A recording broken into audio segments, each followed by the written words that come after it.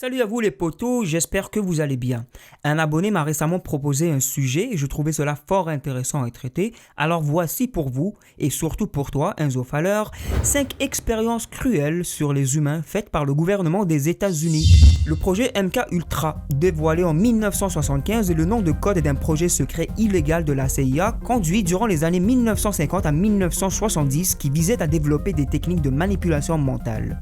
Une partie de ces expériences avait eu lieu au Canada, après que la CIA eut recruté un médecin d'Albany, le Dr Donald Ewen Cameron. Ce médecin expérimenta sur ses patients diverses substances paralysantes ainsi qu'une thérapie par électrochoc qui utilisait des courants 30 à 40 fois plus puissants que la normale.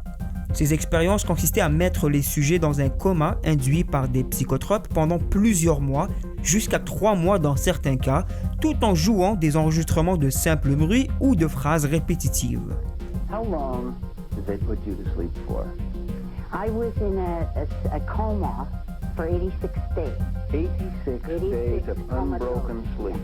Total comatose state. Ces expériences étaient typiquement faites sur des patients ayant été admis dans l'institut pour des troubles d'anxiété ou de dépression.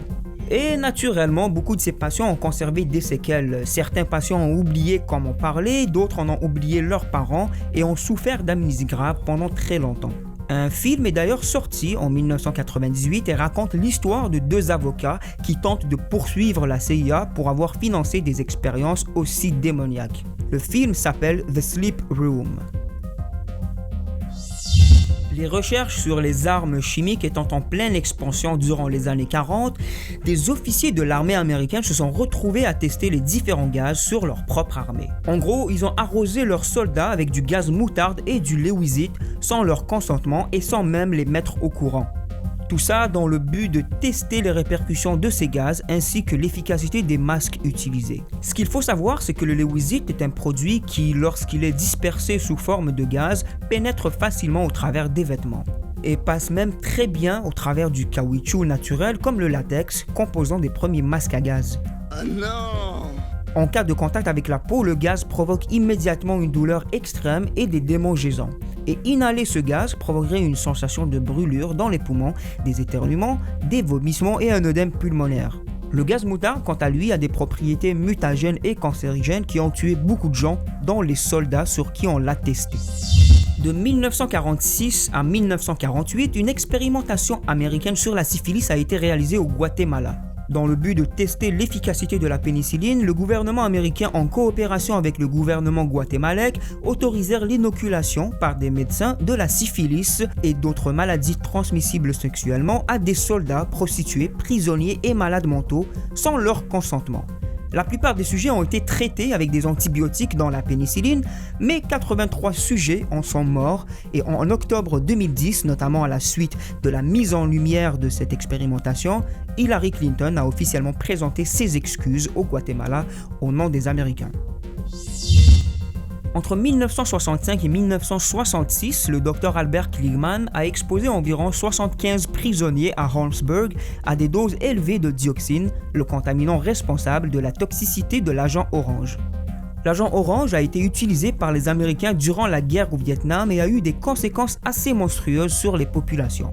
Voyez vous-même les images. Kligman a été payé $10 000 par Dow Chemical pour mener des expériences sur les effets de la toxicité de cet agent de guerre chimique.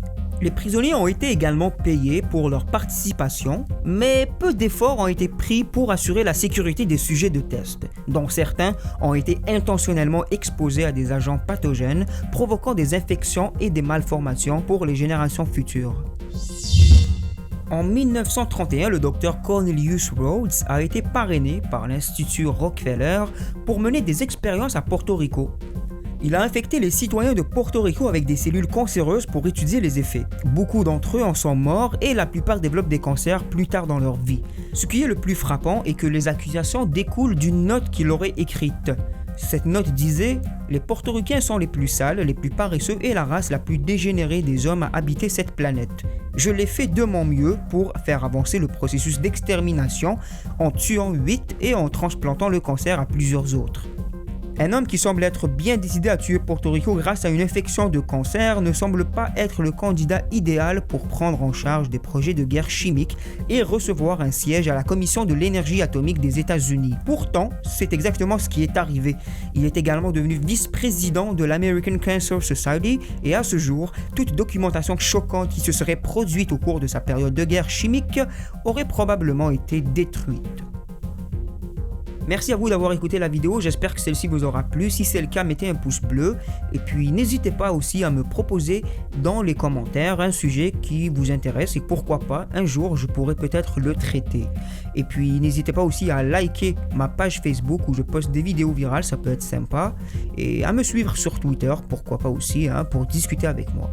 Alors moi je vous dis à la prochaine les amis, pour une prochaine vidéo. Là j'ai dit prochaine plusieurs fois là. Ok, ciao, ciao.